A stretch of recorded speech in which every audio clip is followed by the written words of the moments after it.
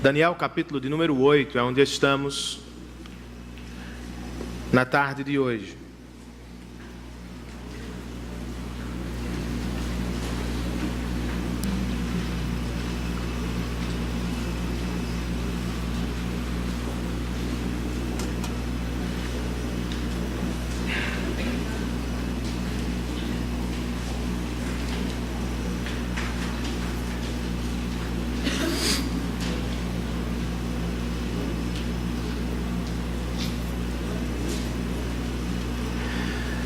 Eu acabara de entrar no avião, nesta viagem que fiz a Joinville, quando de repente notei certa família, pai, mãe e 2 crianças. Quando ouviu o aviso para afivelar o cinto de segurança, uma delas imediatamente perguntou: pai, já chegamos? Pacientemente o pai disse: não, filho, nem saímos ainda. Minutos depois, o comandante anunciou o pouso, ou melhor, a decolagem foi autorizada. E outra vez a mesma criança indagou seu pai: e agora, pai, já chegamos? E mais uma vez o pai disse: nem saímos do chão, meu filho, tenha paciência. Os cristãos, por vezes, vivem assim no reino dos homens. Impacientes, não conseguem desfrutar a viagem, querem apenas chegar ao destino final do reino pleno do Senhor. O problema, irmãos, é que não sabemos quando o reino se tornará pleno. Por agora, somos, por assim dizer, obrigados a viver no reino dos homens. Somos forçados a conviver com a tensão que os teólogos chamam de já e ainda não. Já somos cidadãos dos céus, mas ainda somos cidadãos terrenos. Já somos habitados pelo poder do reino de Deus, mas ainda não o contemplamos plenamente. Vivemos nesta tensão. Como a enfrentamos? Como lidamos com esta realidade do já e ainda não? Como somos encorajados ao longo do caminho, na espera pelo reino futuro e pleno de Deus? Se ainda estamos, ou quando ainda estamos inseridos no reino dos homens, que por vezes é extremamente difícil para os cristãos. O capítulo 8 de Daniel está aqui para nos ajudar. Com a segunda visão, o profeta nos avisa que Deus não está apenas interessado em nos informar sobre o fim dos tempos. Ele também está especialmente interessado em nos preparar para viver dentro do reino dos homens. Como isto acontece? É o que nós vamos estudar ao longo desta mensagem. Capítulo 8 de Daniel. Para começar, vamos ler apenas o verso 13. E como fazemos semanalmente, voltaremos à leitura de quase todo o texto no decorrer da mensagem. Verso de número 13. O texto inspirado diz: então ouvi 2 anjos conversando. E um deles perguntou ao outro: quanto tempo? Quanto tempo durarão os acontecimentos anunciados por esta visão? Até quando será suprimido o sacrifício diário e a rebelião devastadora prevalecerá? Até quando o santuário e o exército ficarão entregues ao poder do chifre e serão por ele pisoteados? Vamos orar? Senhor, nós estamos diante de Tua palavra. E nós sabemos, nem sempre desfrutamos, mas nós sabemos que se trata de um grande privilégio. Nem todas as nações do mundo, ó Deus, receberam a Tua palavra. até os dias de hoje. Há centenas de povos que não têm sequer uma página da tua palavra em sua língua mãe. E nós temos tua palavra na nossa língua. Muito obrigado por esse privilégio. Abra os nossos olhos para este valor e que nos apropriemos regularmente desta dádiva. Ajuda-nos, ó Senhor, nesta tarde, quando vamos ouvir a tua palavra. Porque como Daniel, Senhor, por vezes nos encontramos desanimados ao longo do reino dos homens. Precisamos ouvir a tua voz. Precisamos ser preparados por ti para enfrentar mais uma semana na nossa Babilônia. Faz isto, ó Espírito Santo de Deus. Usa a minha vida para comunicar tua palavra. E abre os corações a fim de que todos recebam a tua voz.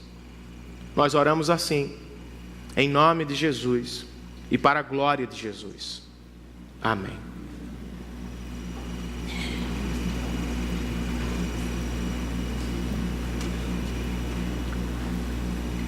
Os 2 primeiros versos do texto nos colocam imediatamente dentro do contexto da visão. O profeta registra: no 3º ano do reinado do rei Belsazar, eu, Daniel, tive outra visão, a segunda. Na minha visão, eu me vi na cidadela de Suzã, na província de Elão. Na visão, eu estava junto do canal de Ulai. Comparando esta com a primeira visão, nós percebemos que há uma semelhança e uma diferença entre elas. A semelhança é a presença do rei Belsazar. As duas visões se passam durante o reinado de Belsazar, o último comandante do império da Babilônia. A diferença está no tipo de visão. A primeira se deu através de um sonho noturno e tratou da história universal da humanidade. Esta, a segunda, me parece que transporta Daniel em espírito de um lugar para o outro. De repente ele se encontra na cidade de Suzã, cidade importante para o Império Medo-Persa. E lá em Suzã, ele recebe uma visão específica, ou seja, que não trata do fim dos tempos ou da história universal. Trata de um pedaço específico da história do povo de Deus. O que o povo de Deus, especialmente no AT, teria de enfrentar nos próximos anos. Com que propósito ele recebe esta segunda visão? Ou por que Deus descortina um pedaço específico da história para Daniel? Dale Davis, um comentarista do texto de Daniel, escreve: o povo de Deus precisa se preparar, não apenas para o fim dos tempos, mas também para viver dentro dele. É o que também precisamos hoje. Com o capítulo 7, o Senhor nos prepara para o fim dos tempos. Mas com este capítulo, Ele nos prepara para viver dentro do tempo em que estamos. A pergunta é como Deus nos prepara, ou para que Deus nos prepara através desse texto. De acordo com o que Daniel viu, irmãos, eu registrei 3 respostas para esta pergunta. E elas estão listadas no nosso boletim informativo. Página de número 2, onde há um pequeno esboço da mensagem.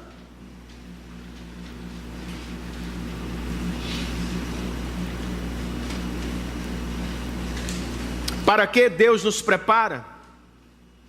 De acordo com o que Daniel viu, inicialmente, Deus nos prepara para enfrentar o sofrimento. O sofrimento típico do reino dos homens. Depois de nos colocar dentro do contexto inicial, local e forma, ele nos apresenta a visão propriamente. A primeira parte dela se encontra entre os versos 3 e 8. E eu queria que você voltasse seus olhos para o texto. O texto diz: olhei para cima, e diante de mim, junto ao canal, estava um carneiro. Seus 2 chifres eram compridos, um mais que o outro, mas o mais comprido cresceu depois do outro. Observei o carneiro enquanto ele avançava para o oeste, para o norte e para o sul. Nenhum animal conseguia resistir-lhe, e ninguém podia livrar-se do seu poder. Ele fazia o que bem desejava, e foi ficando cada vez maior. Verso 5. Enquanto eu considerava isso, de repente um bode, eu acho que essa visão é nordestina, um carneiro, depois um bode, com um chifre enorme, surgiu ou veio do oeste, percorrendo toda a extensão da terra, flutuando, irmãos, de tão veloz, sem encostar no chão. Ele veio na direção do carneiro de 2 chifres que eu tinha visto ao lado do canal, e avançou contra ele com grande fúria. Eu o vi atacando furiosamente o carneiro, atingi-lo e quebrar os seus 2 chifres. O carneiro não teve forças para resistir a ele. O bode o derrubou no chão e o pisoteou, e ninguém foi capaz de livrar o carneiro do seu poder. O bode, por sua vez, tornou-se muito grande, mas no auge da sua força, o seu grande chifre foi quebrado, e em seu lugar cresceram 4 chifres enormes, na direção dos 4 ventos da terra. Inicialmente, registra o verso 17, Daniel ficou assustado, estarrecido com o que viu. Não apenas porque o próprio anjo Gabriel se aproximou dele, mas principalmente porque ele viu uma batalha terrível diante dos seus olhos. Ainda assim, Daniel indaga no verso de número 15, ou questiona, ele quer saber o significado da visão. E o anjo Gabriel recebe a autorização do Senhor para lhe comunicar o significado ou a interpretação da visão.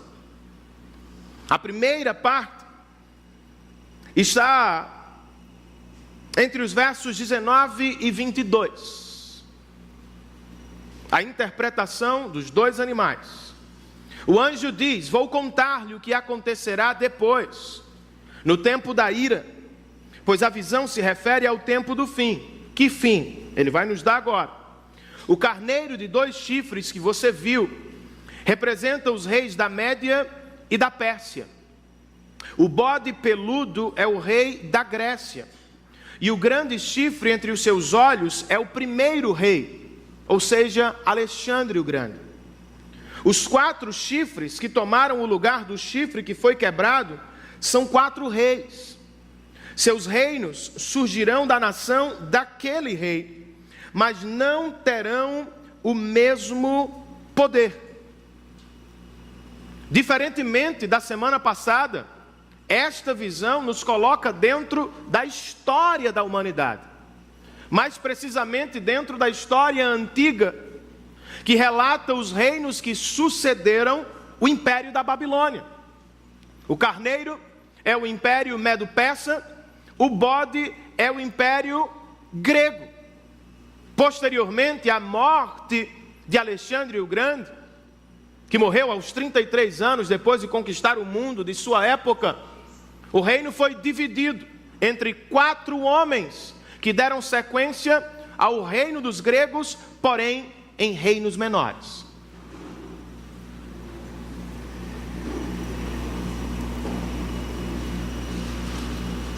E Daniel está diante de um futuro, irmãos, não tão distante, nem tão promissor. Ele sabe pelas profecias de Jeremias que muito em breve Israel será libertada do cativeiro e será levada outra vez para Jerusalém. Mas como é que o povo de Deus viverá este novo tempo na antiga terra?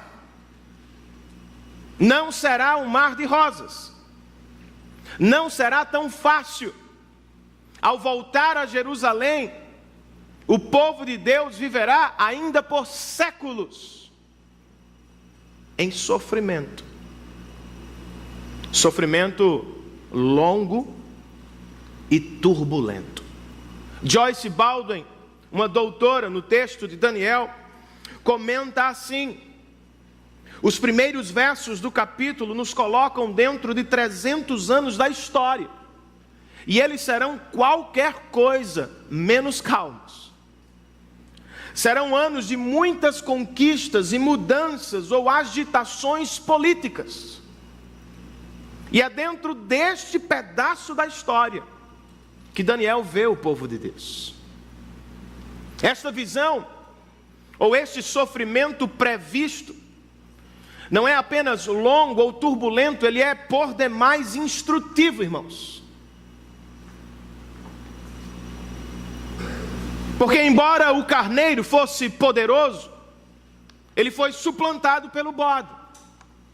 E embora por sua vez o bode fosse grande, no seu auge seu chifre foi quebrado.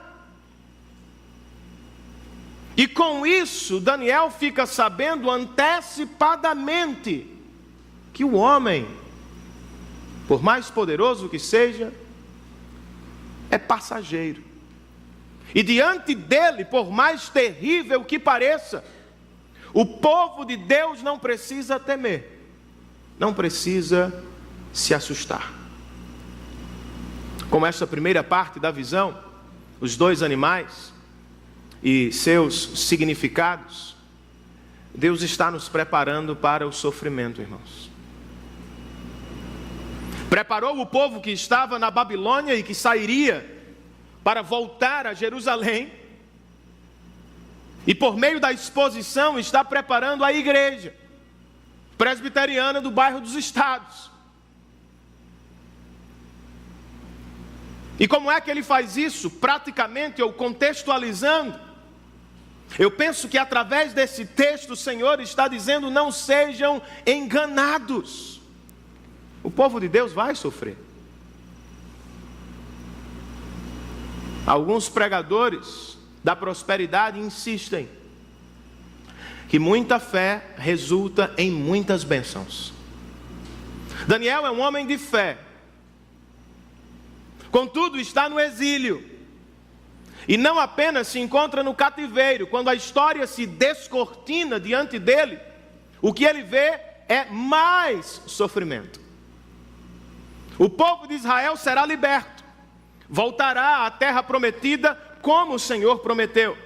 Contudo, o povo sofrerá por séculos até a chegada do Salvador.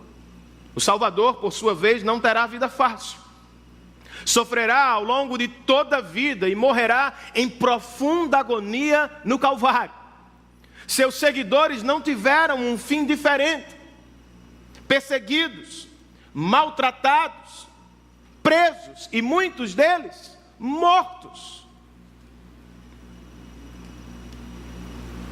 Eu me pergunto,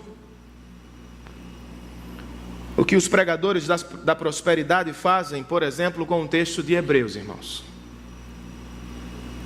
No capítulo da Galeria dos Heróis da Fé. Quando o autor escreve sobre os homens e mulheres de fé, nossos irmãos e irmãs. Uns foram torturados e recusaram ser libertos ou libertados, para poderem alcançar uma ressurreição superior. Outros enfrentaram zombaria e açoites. Outros foram acorrentados e colocados na prisão, apedrejados, cerrados ao meio, postos à prova, mortos ao fio da espada, andaram errantes, vestidos de pele de ovelhas e de cabras, necessitados, afligidos e maltratados.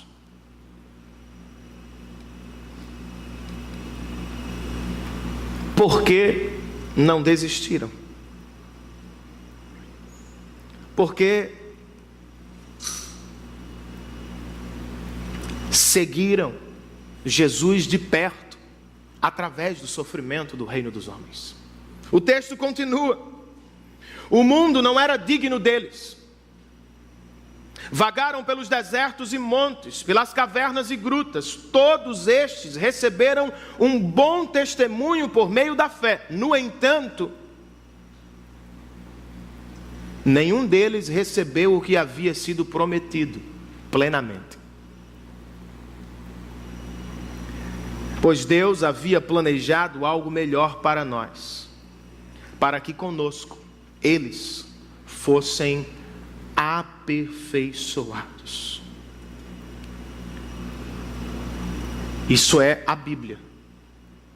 Nenhum deles recebeu a bênção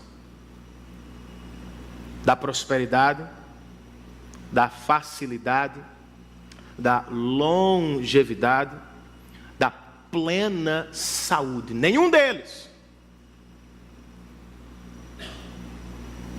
Ao contrário, todos sofreram por causa do Evangelho, mas insistiram no caminho do discipulado porque receberam algo melhor.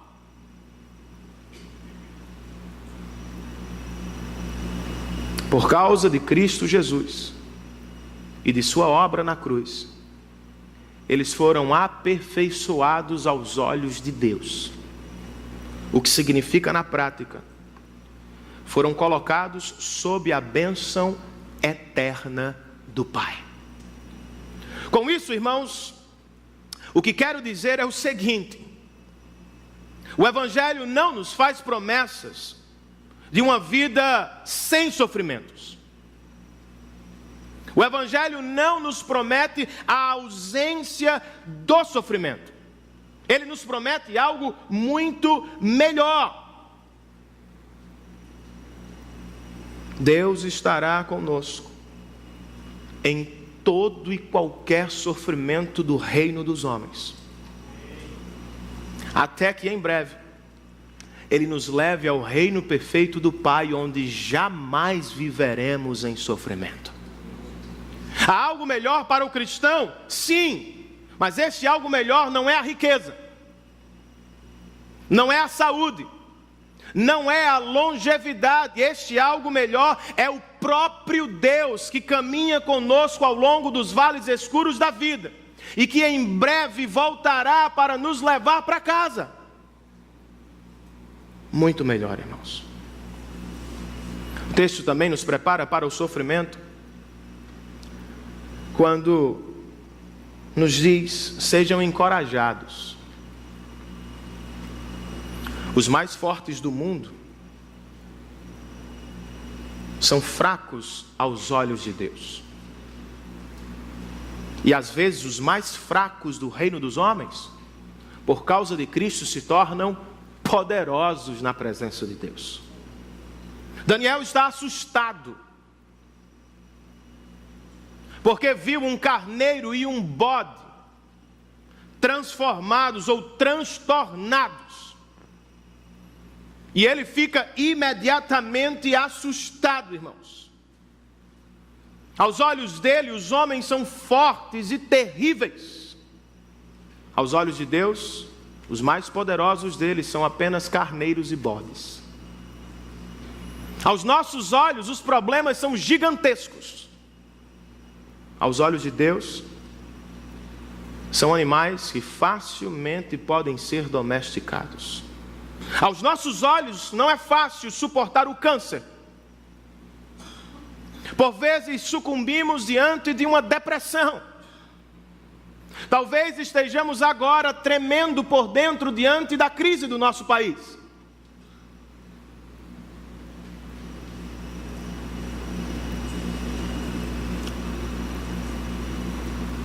O nosso Deus, irmãos, é maior do que todos os nossos problemas. Qual é a sugestão? Diminua os problemas. Eles não são tão grandes como você imagina. Grande só o Senhor. Ao mesmo tempo, se você se sente de alguma maneira grande, seja lembrado por esta mensagem que você não é tão grande.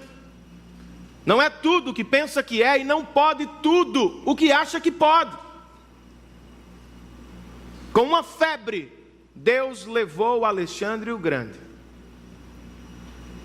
Porque grande, de verdade, só o nosso Deus.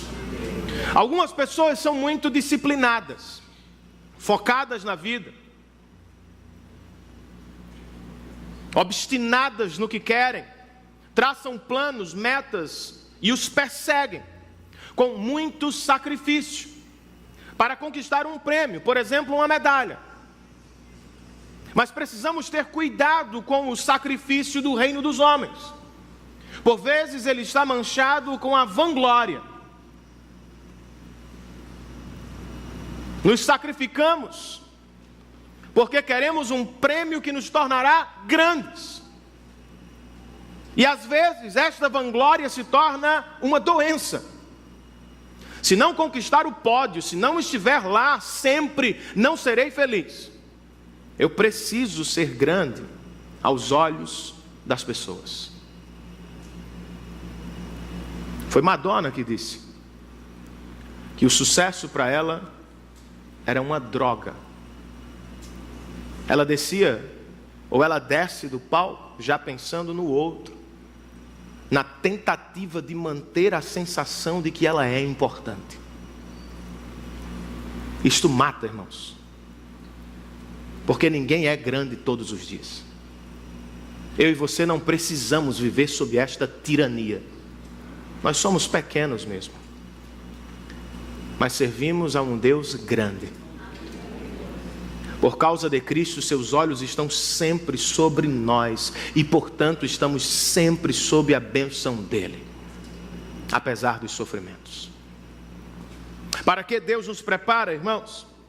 Inicialmente, Daniel nos disse que Deus nos prepara para enfrentar o sofrimento do reino dos homens. Em segundo lugar, Daniel nos diz que Deus nos prepara para enfrentar a batalha do reino dos homens. A vida é uma guerra. Ao menos a espiritual é. O apóstolo Paulo escreveu aos Efésios que nós militamos contra forças espirituais que por vezes não vemos, mas que estão entranhadas no coração dos perdidos e no seio da sociedade. Ao terminar com os persas e os gregos, o que é que nós encontramos? Mais sofrimento, mais batalhas que devem ser vividas para a glória de Deus. Versos 9, 10, 11 e 12. A visão primeiro, de um deles, dos 4 chifres que saíram da Grécia, saiu um pequeno chifre que logo cresceu em poder na direção do sul, do leste e da terra magnífica, Jerusalém. Este pequeno chifre cresceu, verso 10, até alcançar o exército dos céus. E atirou na terra parte do exército das estrelas, e os pisoteou. Tanto cresceu, que chegou a desafiar o príncipe do exército. Suprimiu o sacrifício diário oferecido ao príncipe, e o local do santuário foi destruído. Por causa da rebelião, o exército dos santos e o sacrifício diário foram dados ao chifre. Ele tinha êxito em tudo o que fazia, e a verdade foi lançada por terra. Daniel indaga: quem é este pequeno chifre? E Gabriel lhe revela com os versos 23, 24 e 25. No final do reinado deles, ou seja, os 4 reis que surgiram de Alexandre o Grande. Quando a rebelião dos ímpios tiver chegado ao máximo, surgirá um rei de duro semblante, mestre em astúcias. Se tornará muito forte, mas não pelo seu próprio poder. Provocará devastações terríveis e será bem sucedido em tudo o que fizer. Destruirá os homens poderosos e o povo santo, com o propósito de prosperar. Enganará a muitos e se considerará superior aos outros. Destruirá muitos os que nele confiam, e se insurgirá contra o príncipe dos príncipes. O carneiro é o Império Medo-Persa, o bode é a Grécia. Os 4 chifres que nasceram da Grécia são os 4 governantes do Império dividido. E de um deles surgiu um homem de duro semblante que vai esmagar o povo de Deus. À luz da história, quem é este pequeno chifre? Antíoco Epifânio IV, irmãos. Seu segundo nome significa aquele que se manifesta com esplendor. Foi ele quem escolheu assim. E seu reinado se deu sobre a Síria entre os anos 175 e 164 a.C. Em um projeto de expansão territorial, ele rumou na direção do Egito, que era governado por outro rei. Mas no caminho parou em Jerusalém e a tomou para si. Imediatamente registra a história. Ele substituiu o sacerdote local, colocando alguém da sua preferência. E começou um novo projeto de babilonização, agora chamada de helenização. Ele queria suplantar a religião e cultura dos judeus e implantar no coração deles a cultura helenista do Império Greco-Romano. Deixa parte de sua tropa em Jerusalém, segue para a batalha no Egito. E do Egito surge um rumor de que ele morreu, o que naturalmente alegrou o coração dos judeus. Contudo, quando ele ficou sabendo, irmãos, Antíoco acusou Jerusalém de traição e voltou à cidade. E em 3 dias realizou uma matança selvagem que alcançou o número de 40.000 pessoas. Acabou com milhares de famílias, as deixou sob escombros e voltou ao Egito para tomar o Egito. Não conseguiu porque Roma o impediu. Irado, ele volta a Jerusalém e despeja sobre ela sua fúria. Mata milhares de judeus que adoravam no sábado, profana o templo de Jerusalém com sacrifício de porcos e levanta dentro do lugar santíssimo, o lugar mais sagrado da religião dos judeus, uma estátua em adoração ao deus pagão Zeus. Achando pouco, ele proibiu a leitura da Bíblia, proibiu a circuncisão, proibiu a adoração sabática e acabou com o calendário dos judeus. Eles voltaram à terra prometida, reconstruíram os muros, o templo, e talvez tenham pensado, será tudo tranquilo. Mas a cidade não está em paz. Outra vez Jerusalém está em guerra, em batalha. Até quando? O anjo pergunta ao outro, até quando? E a resposta vem no verso de número 14. Isso tudo levará 2.300 tardes e manhãs. Então o santuário será reconsagrado. Apesar disso, registra o verso de número 25. Ele, Antíoco, será destruído, não pelo poder dos homens, mas pelo poder de Deus. Daniel fica sabendo antecipadamente de 2 coisas. Haverá uma batalha que durará um tempo significativo. Se interpretamos o tempo a partir das tardes e manhãs, será de no mínimo 3 anos e meio. Se interpretamos com os dias cheios, será uma batalha de 7 longos anos.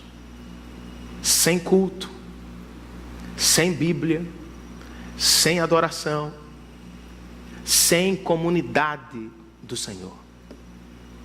Será um tempo de batalha.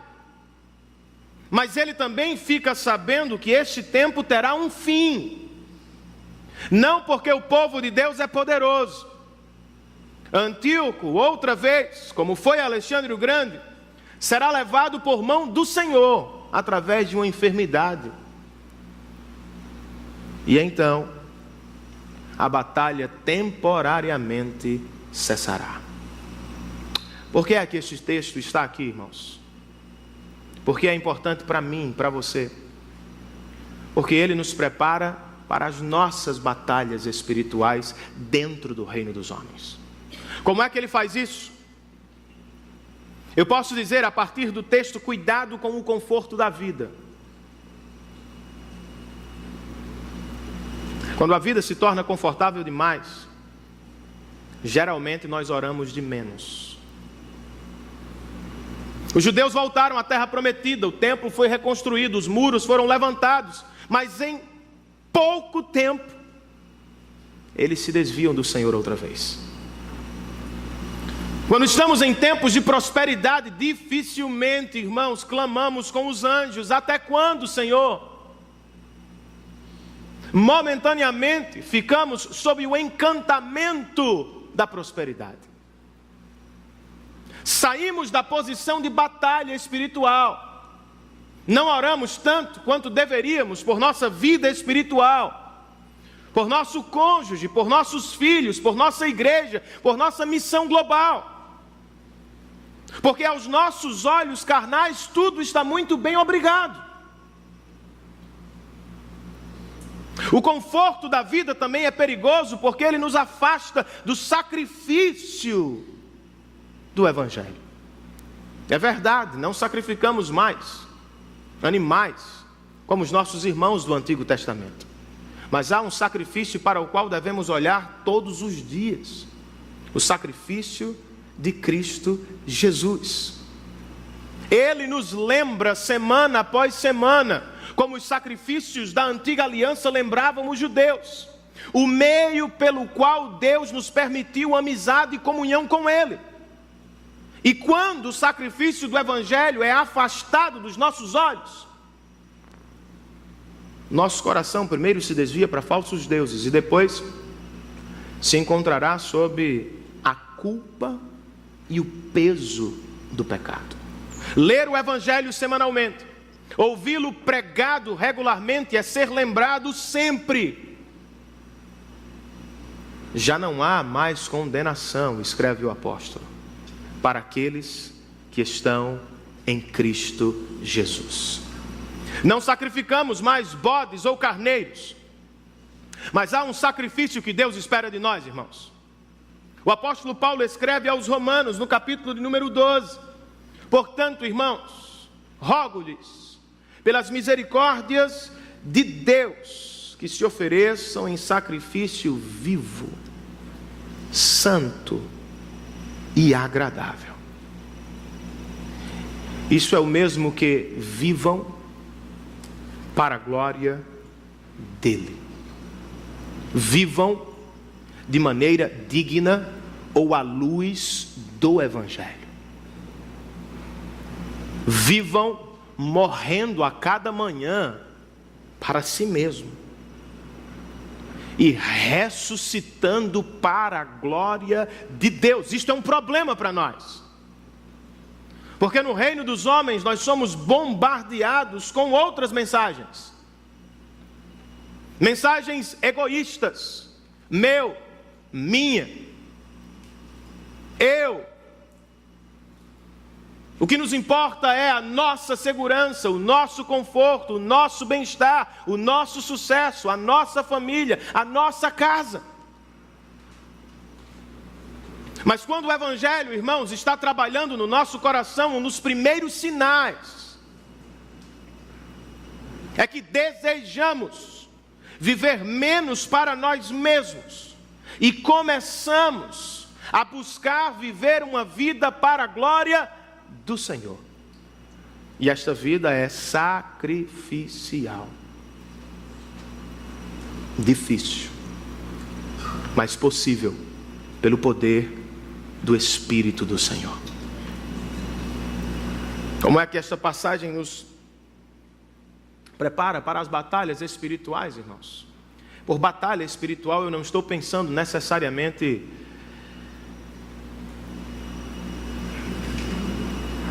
naquelas coisas que vocês conhecem.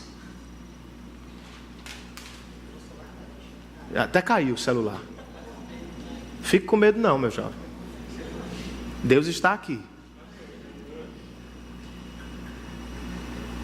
Os demônios são reais. Mas percebam, por exemplo, que nem sempre eles se manifestam rolando no chão.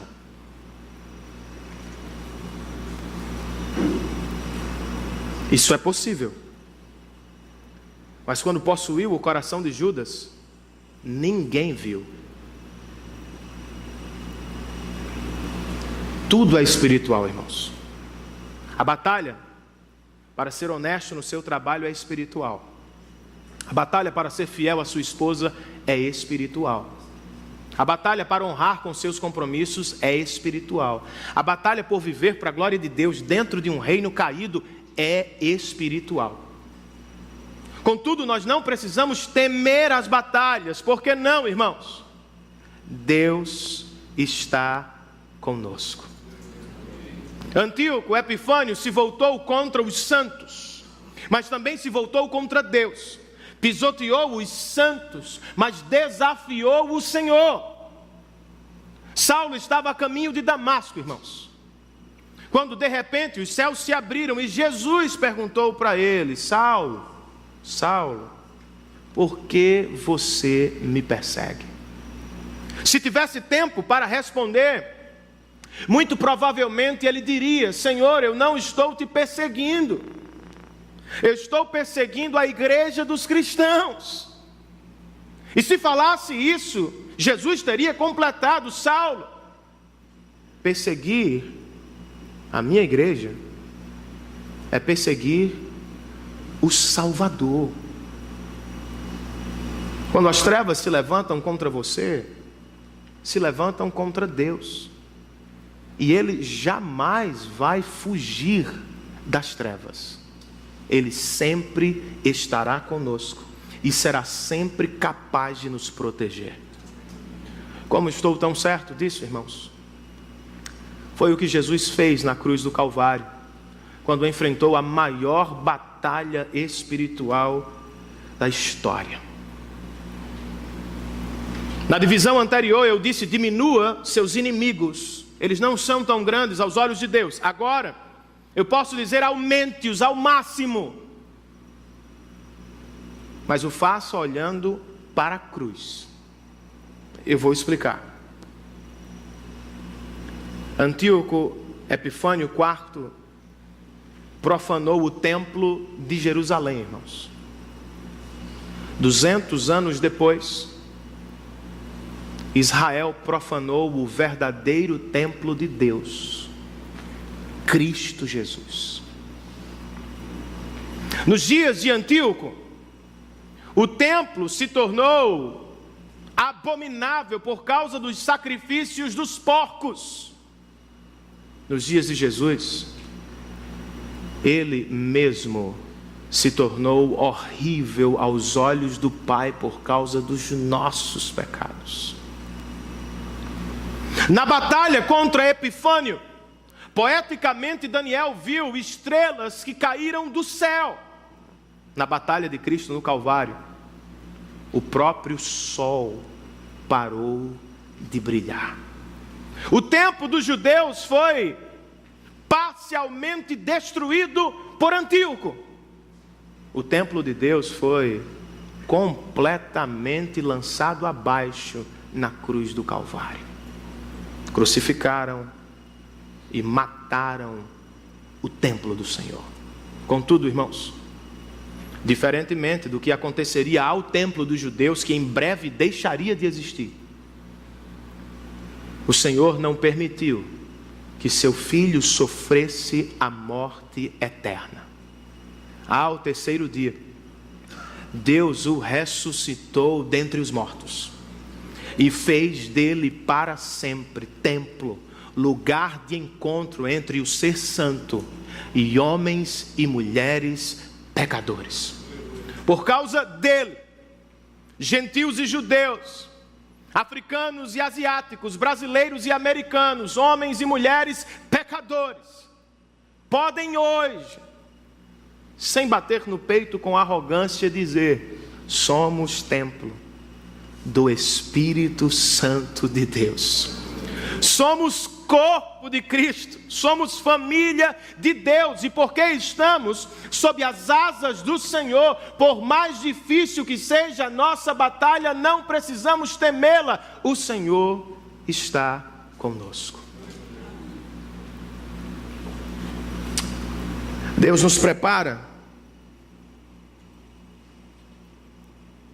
para enfrentar o sofrimento, Deus nos prepara para enfrentar as batalhas, e por fim, irmãos, Deus nos prepara para enfrentar a espera do reino de Deus. Daniel viu duas realidades. No capítulo 7, ele viu a chegada do reino do Filho do Homem. Mas ele também viu a existência do reino dos homens. Ele viu no 7 a aproximação do reino pleno de Deus, quando foi levado ao trono do Senhor. Mas a partir do 8 ele vê o reino dos homens se estendendo por séculos.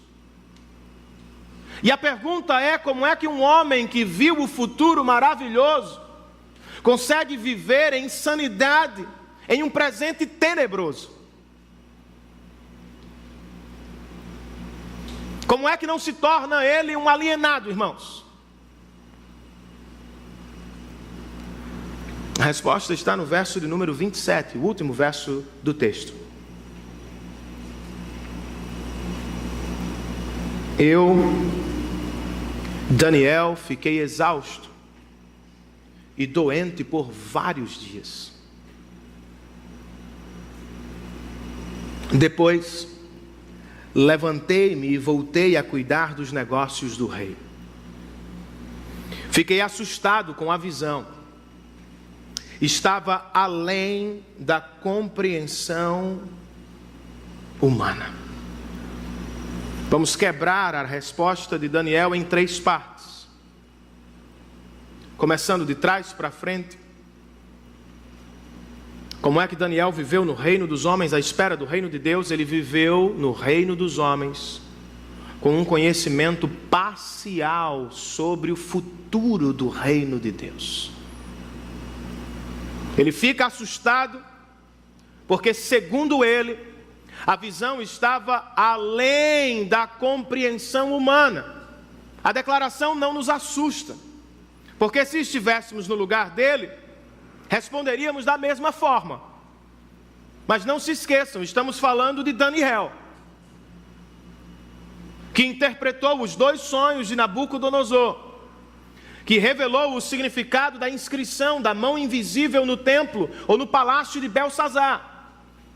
Estamos falando do homem de quem Nabucodonosor disse: para ti não há mistério difícil na terra.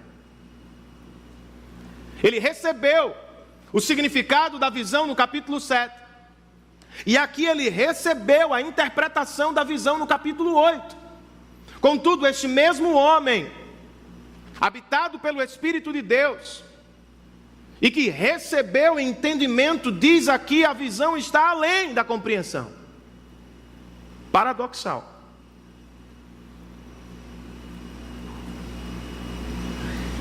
O que me leva a dizer que ele entendeu aspectos da visão, mas não a entendeu plenamente. Ele sabe que em breve o reino dos homens dará lugar ao reino pleno de Deus, mas ele não sabe quando. Ele sabe que o Senhor estará sempre presente com seu povo ao longo dos reinos dos homens, mas ele não sabe exatamente quando ou como isso se dará.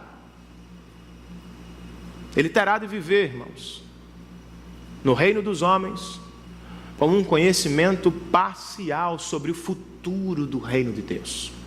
Não apenas isso. Como é que ele vive neste espaço de tempo? Como é que ele vive nesta tensão? De acordo com o texto, ele vive revelando compaixão pelos que sofrem. Ao contemplar a visão, diz o texto que ele ficou doente e exausto por vários dias. Se fosse um pesadelo, irmãos, ele teria ficado doente, quem sabe, por horas. Como você e eu, por vezes, nos pegamos preocupados com o que sonhamos. Mas aqui está uma visão do futuro, que revela sofrimento para o povo de Deus e condenação eterna para os ímpios. Daniel não é impessoal. Ele não transmite a mensagem à distância do povo. Ele sente antecipadamente o que o povo haveria de sofrer. Mas nem tudo é sofrimento. O texto diz que depois de um tempo ele se levantou e voltou a cuidar dos negócios do rei. O que é muito interessante, quando lembramos que aqui estamos falando de Belsazar, o rei que o escanteou. A informação é extremamente interessante, irmãos, porque ela nos diz que Daniel jamais fugiu do reino dos homens, nunca pensou em ser monge, em se esconder em cavernas, não teve medo de tocar a Babilônia, de se relacionar com a cultura pagã da Babilônia. Ele não se ausentou do mundo, ele viveu intensamente no reino dos homens, dando glórias ao Rei do reino perfeito. Com ele nós aprendemos sobre como nós devemos viver no reino dos homens. Precisamos reconhecer esse fato, irmãos. Vivemos por agora com um conhecimento parcial sobre o futuro do reino de Deus. Algumas pessoas cravam o fim dos tempos, batem no peito e dizem: eu sei quando ele voltará.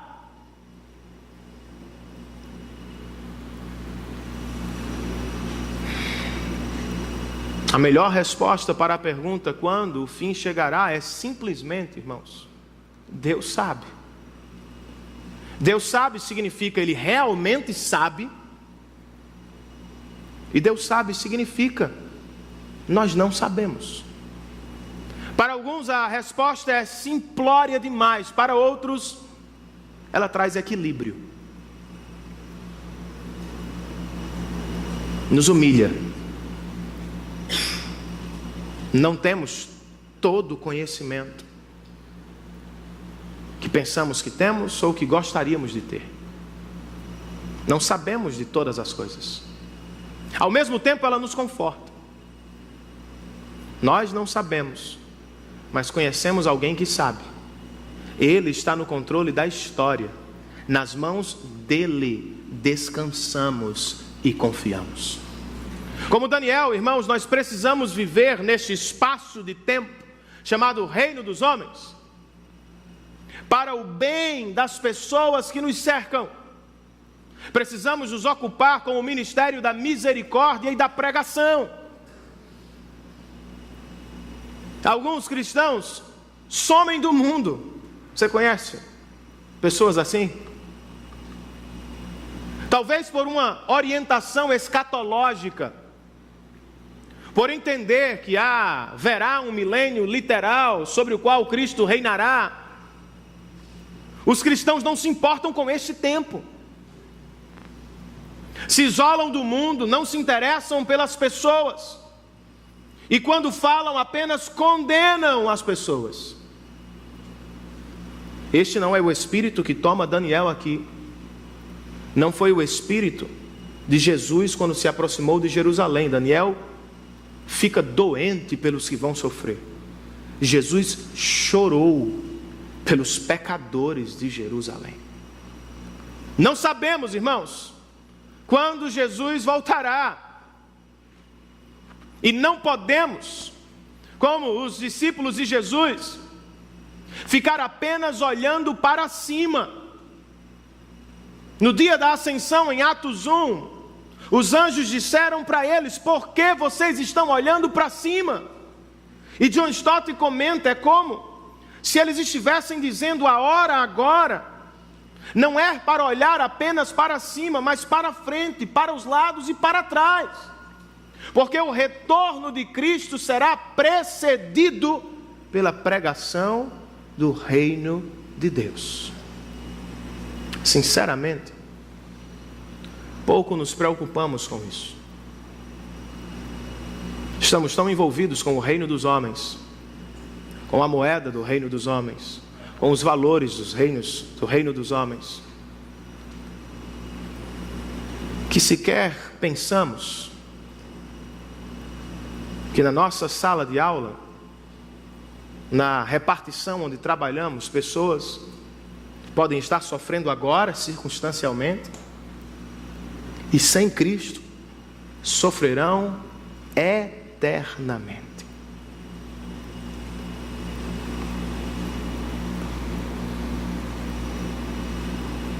As pessoas que sentam ao seu lado na escola,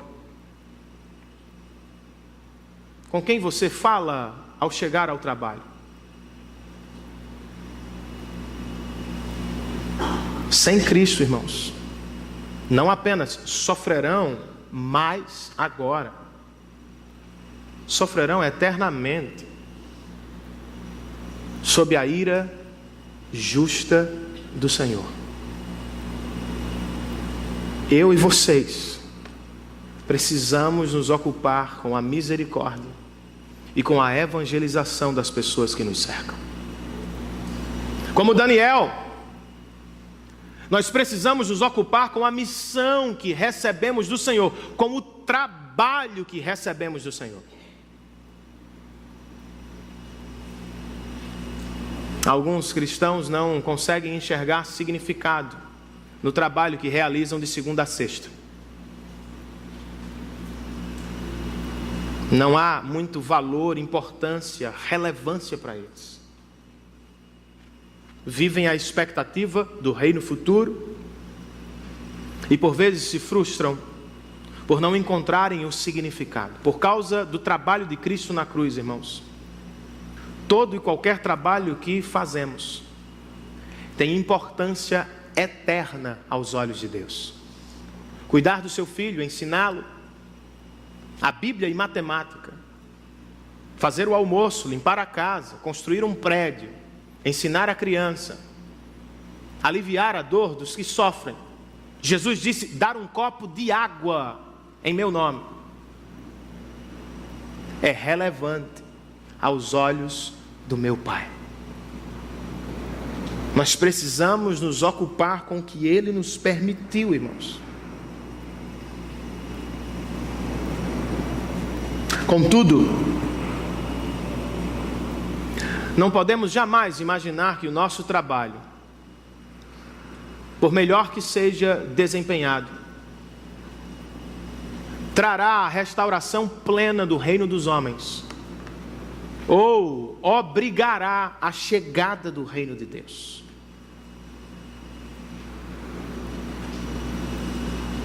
Por isso devemos orar, como Daniel vai nos ensinar no capítulo 9. Pelo retorno do Filho do Homem. Pois só Ele, irmãos, colocará todas as coisas em ordem outra vez. Por melhor que seja o seu desempenho, muitas coisas continuarão quebradas. Podemos e devemos viver para melhorar a vida neste mundo. Mas não podemos ser ingênuos. Famílias ainda vão se separar, apesar da pregação. Cidades ainda serão bombardeadas, apesar dos tratados de paz. Crianças ainda serão abortadas no ventre, mesmo que leis sejam aprovadas no Congresso. Pessoas ainda morrerão com doenças terminais nos hospitais, mesmo que a ciência avance, a tecnologia também. Pois este é o mundo, o reino dos homens, manchado pelo pecado dos nossos pais, manchado pelos nossos pecados. Por isso, irmãos, devemos fazer o que estiver ao nosso alcance para consertar o que é possível. Mas precisamos viver apontando para o reino futuro de Deus, seus valores e a esperança eterna do retorno do Salvador. Pai, já chegamos. É assim que por vezes enfrentamos o reino dos homens. Como crianças, não conseguimos desfrutar da viagem, queremos apenas chegar ao destino final do reino pleno de Deus. E eu vivi algo parecido quando, anos atrás, eu fiquei extremamente preocupado com a celebração de um casamento. Se não me falha a memória, era o segundo que eu realizava. E eu estava nitidamente nervoso, inquieto, preocupado. Beatriz percebeu e se aproximou de mim com um bloquinho de anotações e me ofereceu sugestões. A primeira delas foi: pai, sempre sorria, o momento é feliz. A segunda foi: use o terno, por mais que não seja agradável, o momento pede uma roupa clássica. Pregue um breve sermão, os noivos estão de pé. E por fim, não se esqueça, comida só depois da cerimônia, coma antes. Singelas sugestões, mas foram usadas por Deus para aliviar o meu coração, para me preparar para o momento. Por graça de Deus eu realizei o casamento e não perdi a experiência, não deixei de desfrutar da presença de Deus, da alegria dos meus irmãos, da beleza do momento. Certamente Deus não nos enviará um bloquinho com anotações, nem precisa. Ele já nos deu sua palavra, irmãos. O capítulo 8 de Daniel está aqui para nos encorajar. As sugestões do Senhor para você e para mim. É através deste livro que Ele nos prepara. E Daniel 8 não é o único texto que faz isso. Nós temos a cruz. Quando subiu ao Calvário, depois de agonizar por 6 longas horas, Jesus declarou: está consumado. Com aquela declaração, irmãos, Ele estava dizendo aos sofredores e aos lutadores: a maldição do reino dos homens, que entrou por Adão, foi revertida pelo novo Adão. A condenação eterna dos pecados de vocês foi resolvida por causa do sangue do Cordeiro. E agora mesmo, por esta mensagem, Ele nos prepara para viver a esperança do retorno, mas também para viver com toda a intensidade no presente. Não sei se você está no tempo do sofrimento, no tempo da batalha. O que sei é que você pode esperar nele. Ele morreu como prometeu e ressuscitou como prometeu.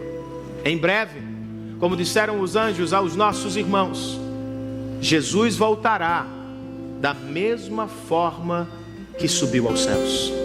Até lá, irmãos, que estejamos preparados